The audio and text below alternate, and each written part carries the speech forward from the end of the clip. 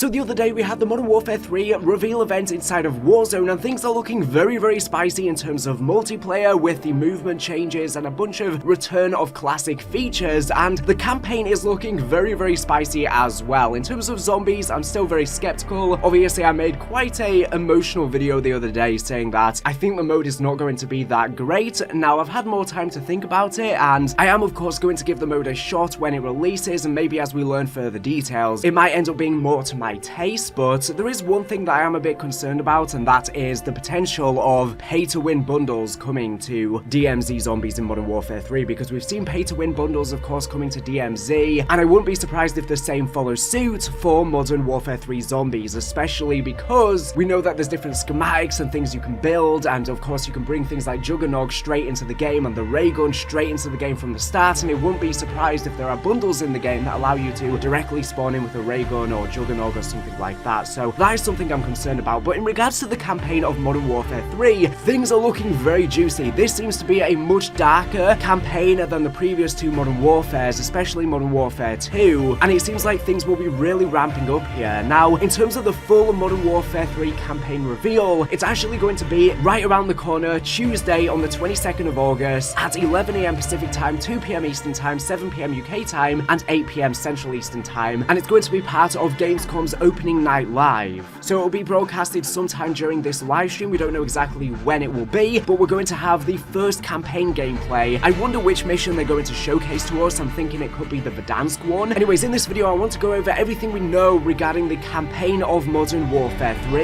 and first of all, one of the big things that I want to mention is the possibility of Captain Price dying in the campaign, because within the reveal trailer we get this clip. We need medevac now!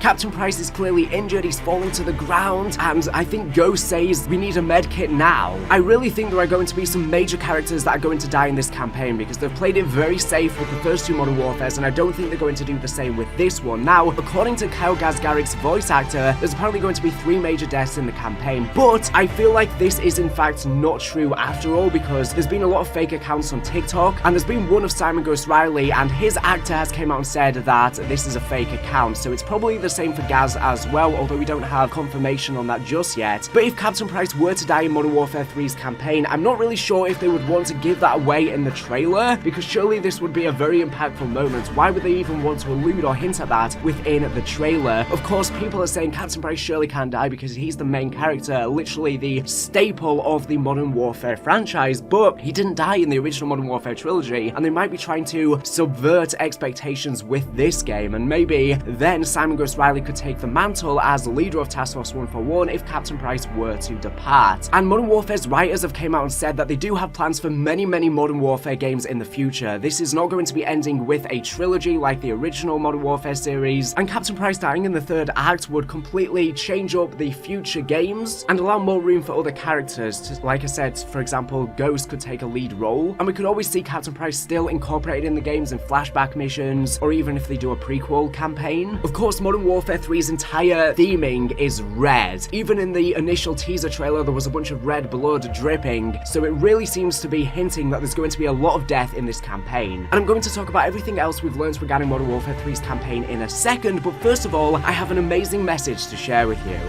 Fans have been asking for a Call of Duty movie for such a long time, and there's been rumours of one releasing for literally years now to no avail. Well, there is actually an amazing TV show called 6 that is basically pure Modern Warfare action, and it even features the legendary actor Barry Sloan, who of course plays Captain Price in Call of Duty. American Calder, this is war, and we are warriors, not savages, remember? Now you can check it out along with all of the latest movies and TV shows that are released without having to pay a dime. Tired of all of your friends talking about the latest movies and shows and you don't get to join in? Well, you're in luck. You can now watch a wide selection of the latest and even classic movies. Simply search Quovi in the App Store and download and install it. It's spelled Quovii. Open up the app and you can now browse the homepage for practically an unlimited amount of trending movies and TV shows. It's that simple. Sit back, relax, and enjoy the endless entertainment. And a huge thank you to them for sponsoring.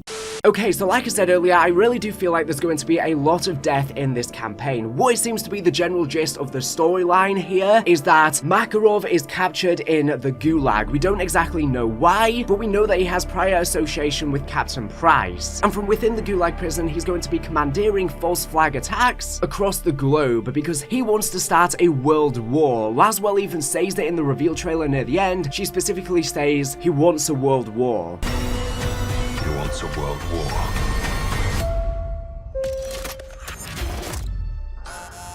So I want to go over a bunch of information regarding the campaign that we've gotten from Charlie Intel. So Makarov was of course in the original Modern Warfare trilogy who sought to spark chaos on a global scale. But Infinity Ward's narrative director Brian Bloom has explained that while Makarov isn't the same character we saw in the original Modern Warfare trilogy, this version will have a history with Price and Task Force 141 that will be explored in this campaign. As we know from the end of Modern Warfare 2's campaign, Laswell lets Captain Price know about Makarov, but Captain Price says that Makarov isn't new, and that's because clearly he's had prior history with them, but I don't really know why Laswell wouldn't know of this. That seems peculiar to me. Surely she would know. And like I said earlier, Makarov and his private army, which are of course the Konni private military group, will carry out false flag attacks around the world, pinning the blame on Farah's Urzikstan Liberation Front and Task Force 141. So of course at the end of Modern Warfare 3's trailer, we get a preview of No Russian, and Konni, Makarov's Russian ultranationalists, are hijacking this plane, and they might be potentially flying it into the stadium on Verdansk to destroy it, as we see a bunch of civilians running about and attacks happening. And like I said, they're going to be carrying out false flag attacks. Now in the original No Russian in Modern Warfare 2, Makarov and his team tried to blame the attack on the Russian airport on America to try and spark World War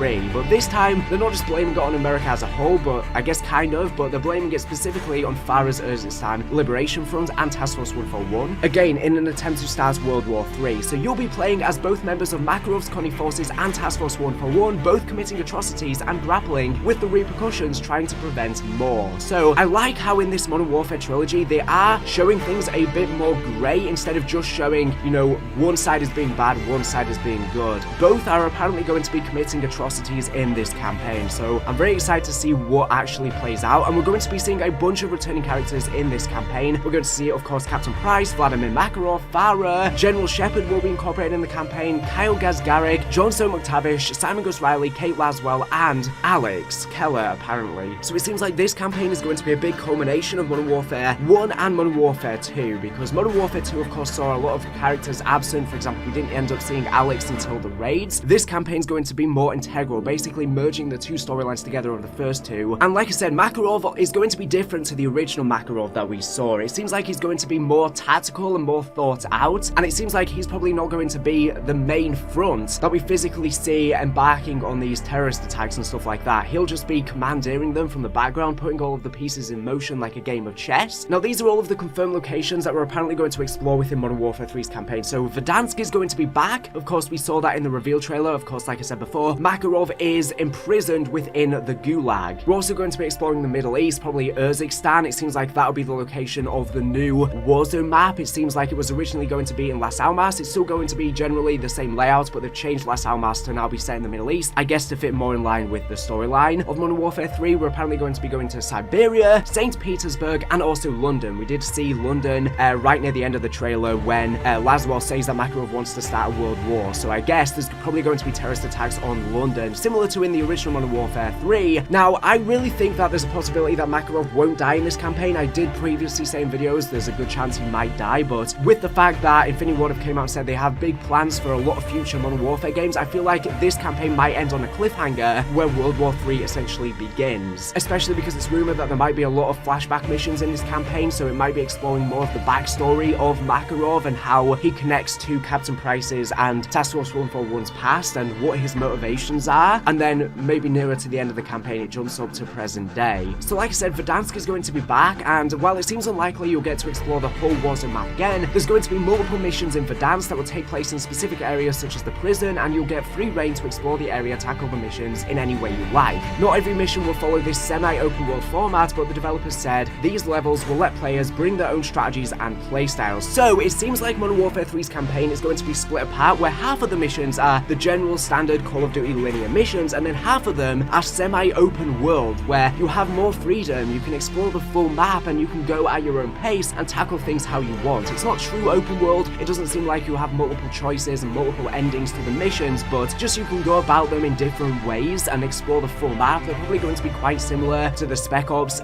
missions that we could of course play on the original Verdansk in Modern Warfare 2019. So the open combat missions are apparently an exciting innovation to the Call of Duty campaign. Not only do these complement the cinematic missions you come to expect, but they also provide you with numerous additional choices regarding your methods of mission completion. For example, if you prefer to use stealth techniques, you may wish to undertake an OCM with a lights out approach, using night vision goggles and suppressed weapons, and complete your objectives without your adversaries knowing you were even there. However, if loud explosions and reckless abandon are part of your repertoire, strap extra armor plates onto your torso and hit those guard targets heads on. Feel free to take advantage of any operable vehicles within your area of operations. You are able to experiment with and leverage tactical and lethal equipment. You have the flexibility to maneuver across the sizable landscape of a mission's AO and approach objectives from multiple angles. You can truly play how you want to play, and open combat missions will support it. So yeah, in these open combat missions there will be vehicles that you can use, which is going to be a lot of fun, using motorbikes, ATVs, and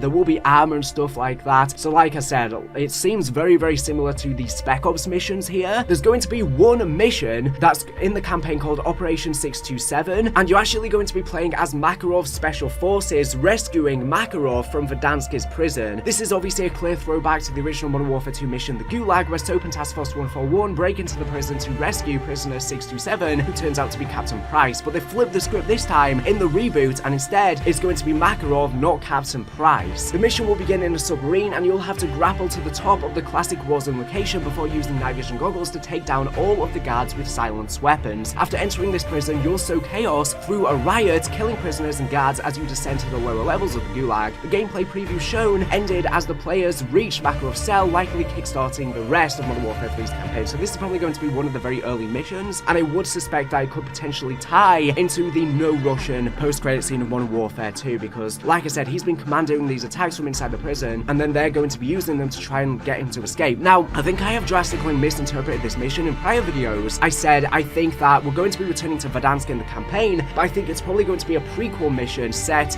during the events of the invasion of Verdansk in the prelude to Warzone storyline in Spec Ops and Modern Warfare 2019. However, I think this is actually incorrect. I think this is actually going to be set after the nuke event that we saw, of course, ending Verdansk for good before we went to Verdansk 84. So what I think's happening here is, for some weird reason, the nuke was actually a mini nuke and it didn't really destroy much. Of course, we saw it go near the stadium, and I just think that the Gulag has been unaffected, and I think that Infinity Ward are going to be going for a bit of an unrealistic approach, where Verdansk hasn't really been destroyed that much from the nuke, and there isn't really much radiation levels and stuff like that. I will show some tweets on screen right now from Magua, and he's basically been explaining to me that apparently, you know, the nuke was a small nuke and Verdansk doesn't seem to be destroyed. Now, I would have loved to see a completely destroyed Verdansk in a post-nuke scenario where we had to wear radiation gear to protect us, but it doesn't seem like that's going to be the case. I really don't know what's the case here. I guess it could be considered a partial retcon. I think the nuke event is still canon to Verdansk. However, I just think it hasn't been that impactful. It was a really small nuke, which I didn't even think was possible. But yeah, that's what seems to be what's happening here. I don't think it's a prequel mission, just because of the fact that Laswell, of course, didn't know about Makarov. However, during the trailer of Modern Warfare 3, Laswell is talking about infiltrating this and knowing about Makarov. So if this did take place before the events of Modern Warfare 2019 and Modern Warfare 2, Laswell would know about Makarov. So this doesn't make sense here. And there is actually a shot in the trailer where Captain Price is standing, and in the background it seems like some nukes are being launched. So maybe in Modern Warfare 3's campaign we're going to see the events of Verdansk being nuked from another perspective, and maybe Makarov had more to play in those events that led up to it than previously meets the eye. And I think this would be a good twist, and we definitely need to learn more about this nuke event, because it felt very underwhelming the first time. So I think if they were to tell it from another perspective, it would be nice to see.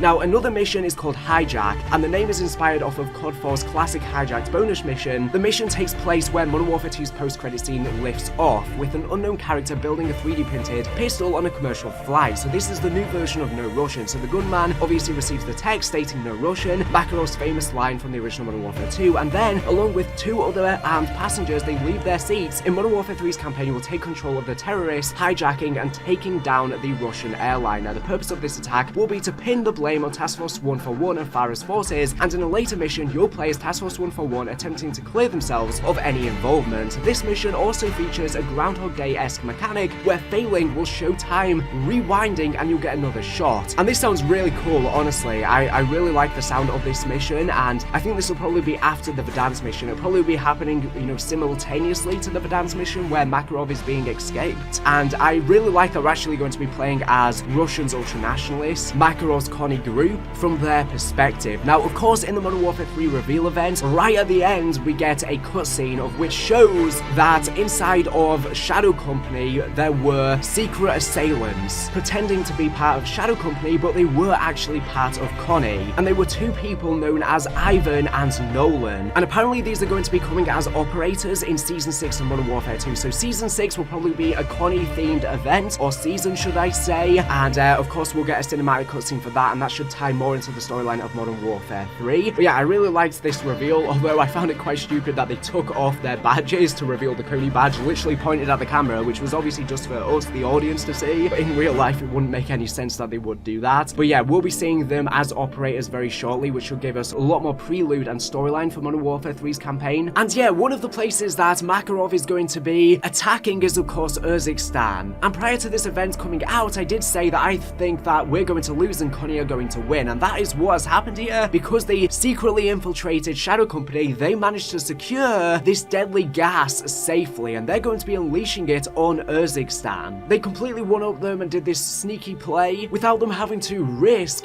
going and actually fighting Shadow Company. They just simply infiltrated them, and that was a safe way for them to do it, which kind of defeats the point of Konni attacking Shadow Company during the event the whole time, because I guess they were all just dying for nothing anyways, since it was all just to subvert expectations. Now, like I said before, Modern Warfare 3 will feature, part of the campaign will be linear, part will be semi-open world, and Charlie and Tel have also revealed more details onto how this is actually going to play out. So there's going to be open combat missions, but both will be a very cinematic experience, it seems. So, for example, you can focus on a stealthy method of progression through the mission, or take on task guns blazing. Depending on your choices, the open combat missions will play out differently for each player. Now, I don't think it's going to play out differently in terms of the storyline. I think it'll mainly just play out differently in terms of, very specific things in regards to the mission, how under threat you are, how many enemies are coming for you, etc. It's not going to actually affect the storyline. So the developers have described the open combat missions. Combat means making decisions, using different loadouts and planning different paths through every operation across an involved and thrilling campaign. So yeah, for those worried the entire campaign is going to be like this, like I said, this will just be half of the missions, so you're still going to get that mix of classic COD missions and this open combat style missions, but both are going to be generally pretty linear, even though it's just going to be more like open world. And like I said, if you've played Spec Ops before, I think this is going to be more like what it is, but the overarching story will still remain the same regardless. So yeah, that's pretty much everything I wanted to go over regarding Modern Warfare 3's campaign. This looks very, very spicy. Like I said, Makarov, very different to the original, but has some similarities, and it seems like World War 3 might be breaking out again. There's going to be so many returning characters. I do wonder if General Shepard could potentially die in this campaign as well. He's going to be in the campaign. I think that would be a fitting conclusion to him, considering the fact that after his betrayal in Modern Warfare 2, he kind of just disappeared from the storyline. It would have been nice to see a follow-up of that. So this could be the campaign where he dies, and maybe Makarov will actually survive, and that will lead into the storyline of the next Modern Warfare game that we'll have to see, that I guess Infinity Ward's are probably working on. That's probably going to be in like 2026 or 2027 even. We'll have to wait and see, but that's everything I wanted to talk about in this video. Lots of very juicy news. Thank you for watching, and I'll see you soon. And like I said, Tuesday is going to be campaign gameplay. I wonder which mission they're going to show. I feel like it's probably going to be the Verdansk mission, just because that's the mission they've showed the most, and of course people are nostalgic about Verdansk, so it would make sense for them to show that first, since there's so much pull factor from the community and fans to see it again. It won't be the full mission, of course. It'll probably just be 8 to 10 minutes or so. Anyways, thank you for watching the video. Make sure to subscribe if you're not here for latest and greatest Call of Duty news and information. So anyways, thank you for watching, and